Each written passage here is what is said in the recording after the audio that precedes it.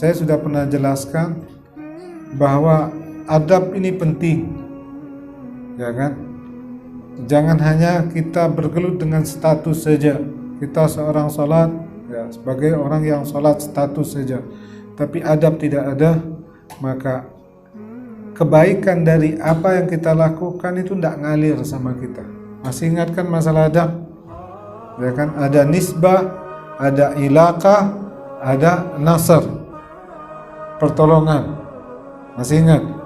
Jadi nisbah yaitu status. Status ini lemah. Status ini tidak ada kekuatan yang besar. Nah, tidak ada kekuatan yang besar. Kalau saya contohkan seorang perempuan sama laki-laki menikah, dengan adanya ijab kabul maka sah. Si fulan adalah suaminya wanita ini. Yang wanita ini adalah istrinya si fulan. Ini status. Ini lemah. Dalam hukum dia kuat, tapi dalam ikatan dia lemah. Ya kan? Ini hanya statusnya dia suami istri. Kapan saja ini bisa berantakan. Dengan masalah kecil saja bisa hancur rumah tangganya. Kalau dia hanya berdiri dari status. Dia perlu yang kedua yaitu ilaqah. Ilaqah itu apa? Ikatan. Ya. Ikatan antara dia dan suami dan istrinya, ada ikatan. Ikatan ini lahir dari mana? Adanya ikatan keduanya lahir dari mana? Yaitu dari adab. Ketika si istri beradab kepada suami, maka timbul kebaikan, maka akan mengalir kebaikan suami itu kepada istri tersebut. Saat kebaikan itu ngalir, itu yang akan mengikatnya. Ada perasaan cinta, sayang, ini yang namakan ikatan. Ini kuat. Tapi masih lemah karena yang ketiga kita masih ada nasrul, yaitu pertolongan Allah. Mungkin dia sah nikahnya, ikatannya bagus. Bisa juga kalau Allah sudah menentukan, bisa juga dia pecah. Karena kita keluar hidup tidak keluar dari takdirnya Allah. Berarti kita juga memohon ampun, memohon pertolongan dari Allah. Dalam ibadah juga seperti itu. Dalam ibadah kita seperti itu. Ketika kita salat, status kita hanya salat saja. Ya. Salat dengan syaratnya, tapi tidak ada adab di dalam salat, maka kebaikan salat itu tidak akan ngalir sama kita. Ketika kebaikan salat itu tidak ngalir kepada kita, maka kita tidak akan ada ikatan dengan salat tersebut. Di dalam masjid juga, ketika kita masuk dengan masjid, dalam masjid kita tidak ada adab di dalam masjid, tidak ada etika di dalam masjid, maka kebaikan dari masjid itu tidak ngalir kepada kita.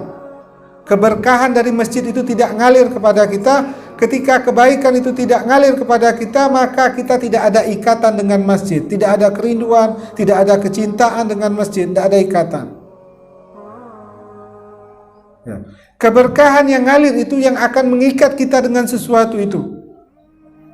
Dan kebaikan itu bisa ngalir dari adab.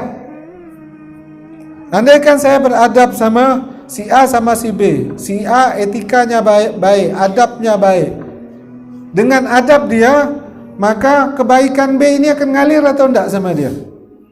Akan ngalir, walaupun dia tidak minta. Ketika kita beradab dengan Quran, walaupun kita tidak minta, ya Allah terangi, buat saya cinta kepada Al-Quran, tidak perlu minta, kebaikan Quran itu akan ngalir. Saat si B, kebaikan si B ngalir kepada si A ini, bagaimana hubungan mereka? Ada ikatan tidak? Ada perasaan yang kuat dengan si A. Apalagi dia minta, ya kan? Kalau si A ini dia tidak ada adab, perilakunya buruk, mungkin enggak kebaikan si B itu ngalir sama dia. Walaupun dia minta.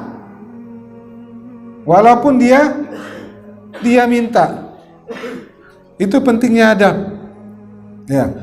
Di dalam salat, di dalam belajar juga, ketika kita beradab dengan ilmu ini, bukunya kita jaga, dengan adab di dalam ta'lim, maka keberkahan dari belajar itu ada kepada kita.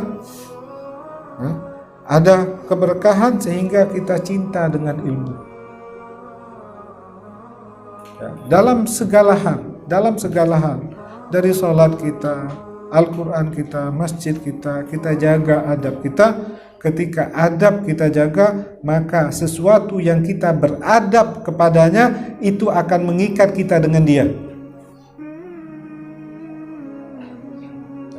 Maka husnul amal di sini, bagusnya amal yang dimaksud oleh Imam Ibn Athaillah, yaitu amal yang dilakukan dengan syarat yang benar, dengan tuntunan yang diajarkan oleh Rasul sallallahu alaihi wasallam, kemudian dengan adab penghambaan yang betul.